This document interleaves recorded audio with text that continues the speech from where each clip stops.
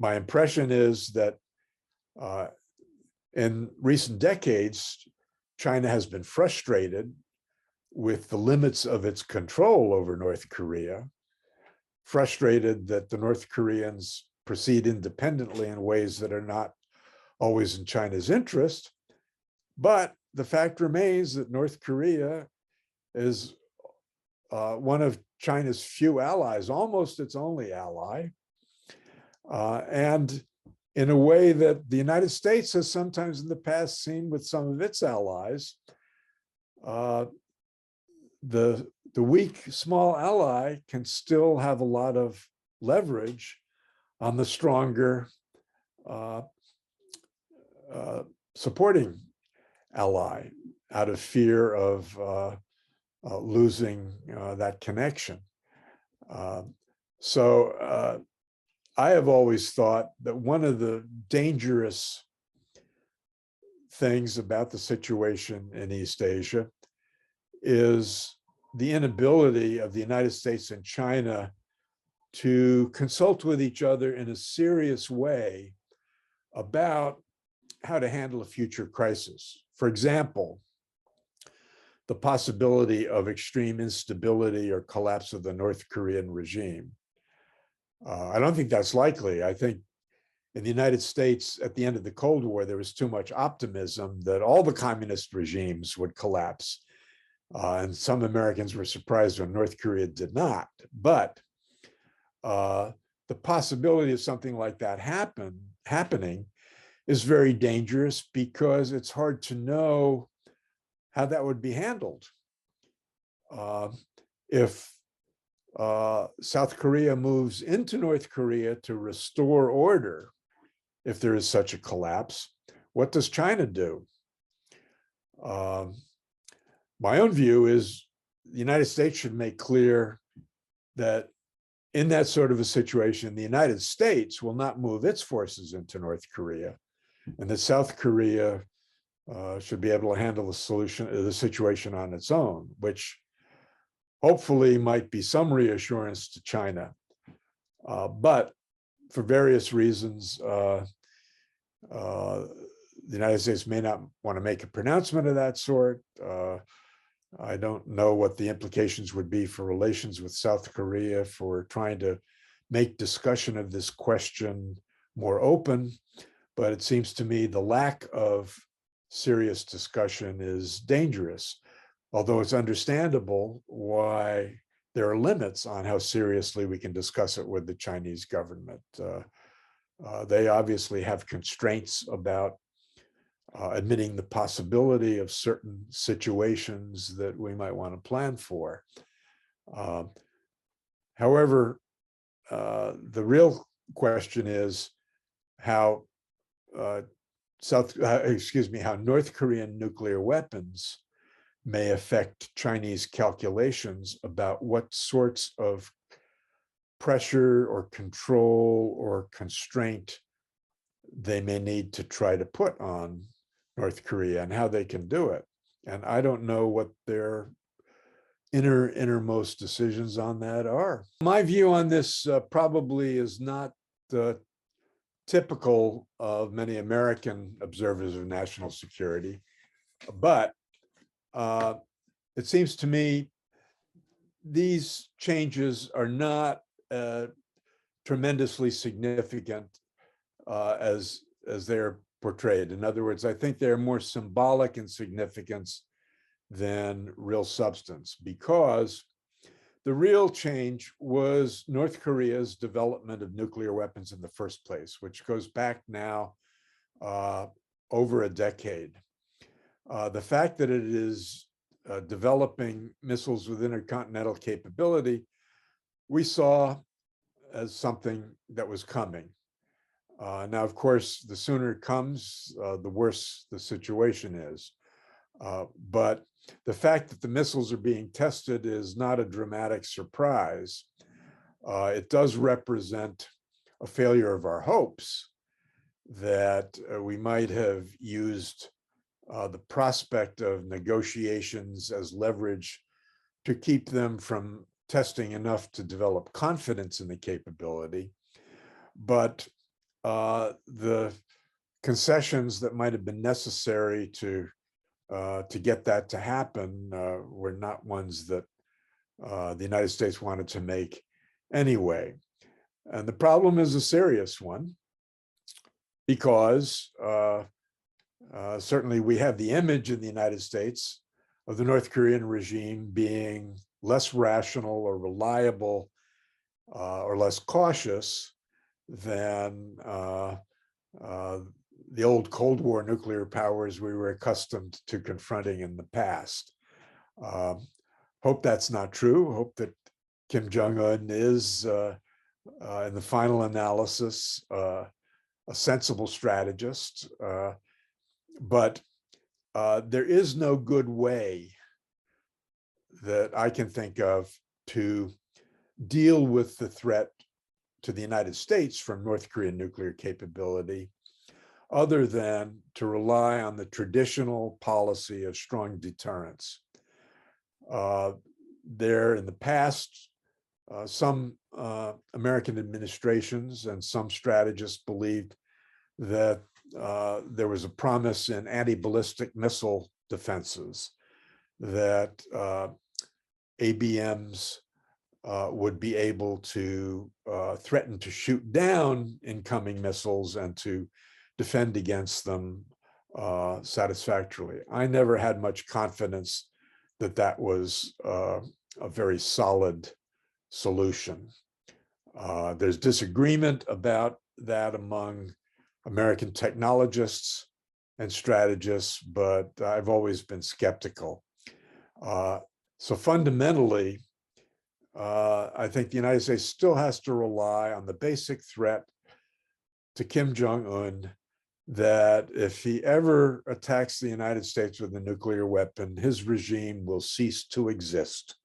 And he and his family and everything he cares about will cease to exist. I don't know a better solution to preventing his use of those nuclear weapons against the United States. Now, against South Korea and Japan, the issues are somewhat different in that, of course, allies may be a little bit less confident that the United States would respond with nuclear weapons against North Korea than if the United States were attacked itself. And that traditionally has been a problem in alliance relations for the United States with its European allies in NATO going back to the 1950s and 60s and ever since. I think the solution there is to simply argue that it is in our interest to convince the North Koreans that it would be suicidal for them to use nuclear weapons, and also to emphasize the strength of conventional military defenses against North Korean forces, so that the use of nuclear weapons would never seem a solution to North Korea. It's hard to see a political and military situation in which North Korea's initiating the use of nuclear weapons would make sense. How it would help to conquer South Korea, for example, in a way that would be useful to North Korea and that would not provoke retaliation. Now with Japan, of course, the special historic animosities between Korea and Japan lend a different sort of perhaps political or emotional ingredient in this whole calculation. But again, it seems an extreme stretch to see a crisis in which North Korea would have the incentive to threaten Japan in that way. Japan is not going to invade Korea again. It's not going to threaten to do so. So for North Korea, the real threat from Japan is the use of American forces that might be supported by their infrastructure and support bases in Japan. So that's a fight with the United States as much or more than it is with Japan. So it would be hard to see that they could feel they could threaten Japan in a nuclear way that would not bring in the American deterrent. Now, extended deterrence for South Korea and Japan, that's always been an issue with all American allies.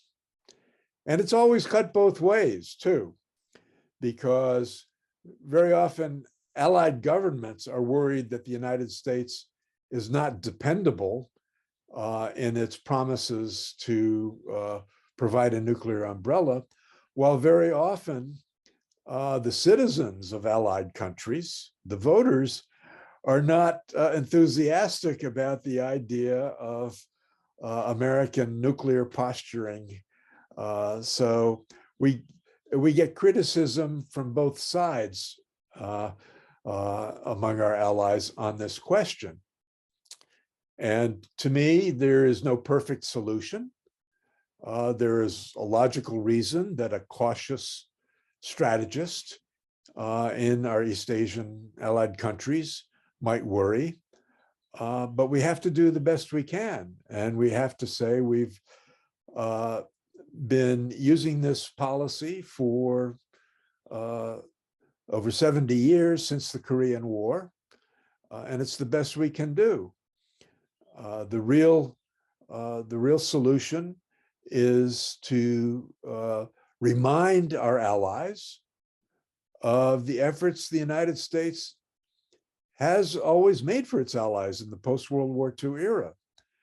Personally, I have always been amused when sometimes the United States is criticized for a lack of credibility because of actions such as the final withdrawal from Vietnam or now from Afghanistan. When it seems to me the real lesson is the United States made huge efforts on behalf of those allies for many years, spent many American lives and many billions of American dollars supporting those allies militarily in war. And finally, after long periods in which both of those allies showed that they were incapable of standing up to their enemies, eventually the United States gave up its support. But it seems to me it's a lot to expect more effort than the United States has traditionally made in those cases. And that's simply a way of saying the United States has been committed militarily to defend Japan and South Korea. It has deployed forces in the region to do so. It has regularly engaged in joint planning and exercises and the creation of military bases and infrastructure to facilitate the reinforcement of American military capabilities in the event of war. And all of those efforts point, it seems to me, to a reliable American commitment to fight for those allies if they're attacked. Now, the question of nuclear escalation,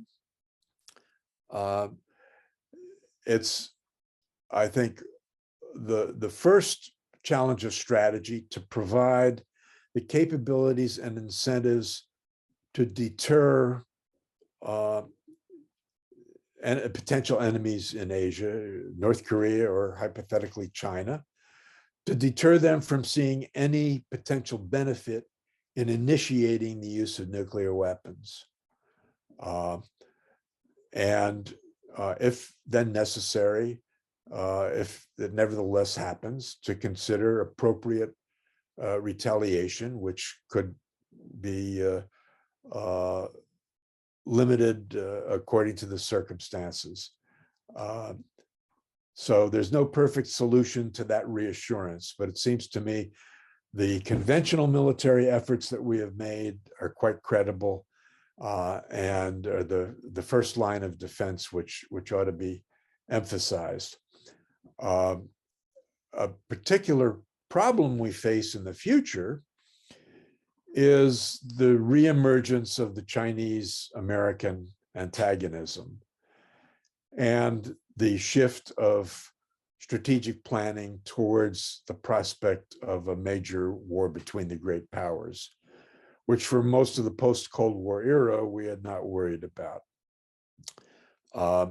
And that shift is now complicated by a completely new situation outside the military arena, and that is economic globalization and the tremendous economic interdependence, which is now a reality, which complicates potential military engagement in ways that are not completely easy to predict.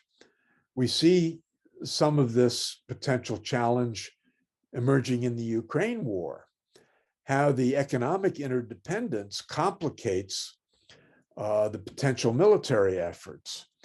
And with China, that's magnified because China is far more integrated in the global economy than Russia has been. So to what extent American capabilities could be compromised or complicated by supply chain questions, by dependencies we had not thought a lot about because they were undertaken for business reasons rather than controlled by military strategists, that is something that is going to require a lot more attention and planning and thinking in the coming years. Perhaps just because I'm old and cranky, I think integrated deterrence is basically a slogan and a buzzword, and I'm skeptical that it really reflects very significant change. We have always, in principle, tried to think of everything that could contribute to deterrence. Now, integrated deterrence may mean we're looking more closely or putting somewhat more emphasis on other instruments besides purely military capabilities. But I think it's more a rhetorical device than some signal about a change in policy or strategy that our adversaries or allies really need to worry about. To me, the main problem in Asia for the United States in the coming years is probably the Taiwan issue. Now, Korea may not be far behind, but it seems to me the Taiwan issue is more likely to be a potential source of crisis. Excuse me. Now, I think at least for a while, the Ukraine war has perhaps pushed back the danger of Chinese demands over Taiwan. But personally, I think, at least in the United States, there's been too much complacency about how indefinite or how long-lasting the status quo over Taiwan can be. I think until recently, at least, until the past year or two, many Americans, even in the national security community, have more or less assumed that the status quo over Taiwan could last forever. And that seems to me unlikely. I think that complacency occurred because until recently, Beijing never pressed the issue. It was not their first priority. Going back a few decades, the first priority was the four modernizations, and military modernization was at the bottom of the list of priorities. And resolution of the Taiwan question was simply postponed. It was something that could be dealt with when China became stronger. Well, now China is stronger. And we can hope that they will continue to be cautious about Taiwan, but I don't think we can be surprised if at some point in the not distant future, leadership in Beijing says, we've been very patient about Taiwan. We haven't made our demands very strongly. We've offered different solutions, like like one country, two systems.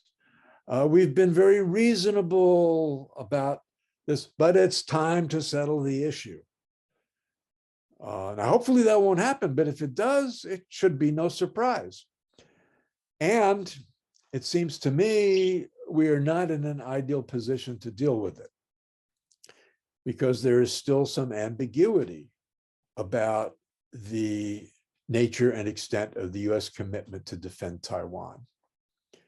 To me, the American policy, in a sense, is that it will defend Taiwan as long as it is a rebellious province, but it will not defend Taiwan if it is an independent country. That is, in order to deter Taiwan from declaring independence.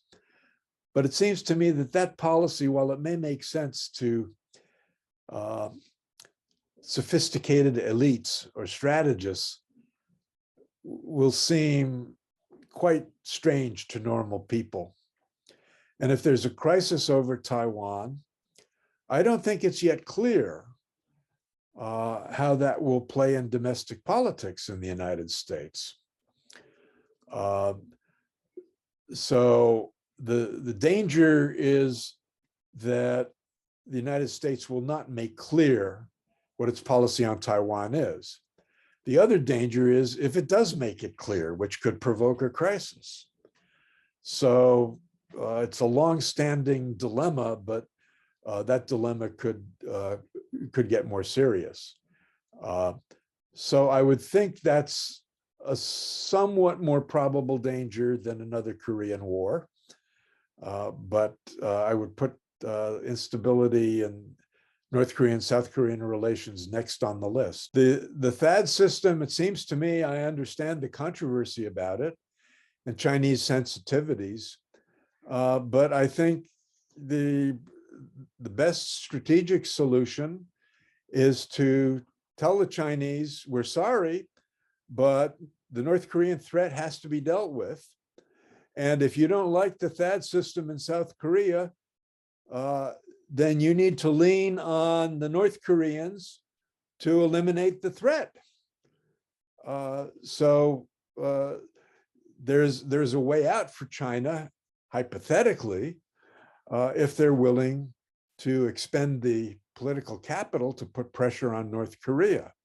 And otherwise, we simply have to say the THAAD system is not designed primarily against China, but it is the obvious response to North Korea, and they can't object to that reasoning. To me, hypothetically, thinking like a detached strategist who doesn't know all of the political complications involved, it has seemed to me that we should press from our side for a deal with North Korea that links conventional military arms control and denuclearization to credible promises, insofar as they can be made, that Korean unification will not be brought about by military aggression from the West, from South Korea or the United States,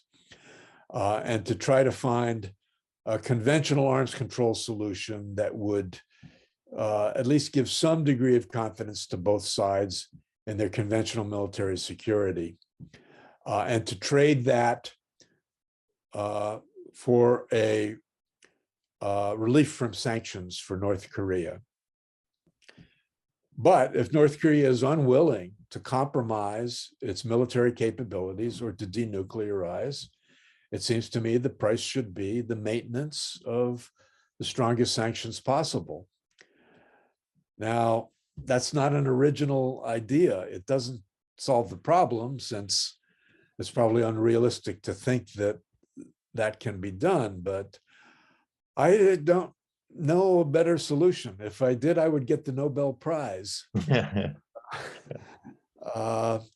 But if the main incentive for North Korea is relief from sanctions, it seems to me we should demand a major price, which does not seem to be the price of North Korean regime security, but simply a reduction of military threat, and to leave open the question of unification, which, as a naive Westerner, it's always seemed to me hard to envision Korean unification in any way other than a collapse of North Korea. Now, it may be seen differently by many in Korea, but hard to see how it's going to happen otherwise. But leave open the prospect in principle for negotiation if you can reduce the military tension in exchange for some economic relief for North Korea.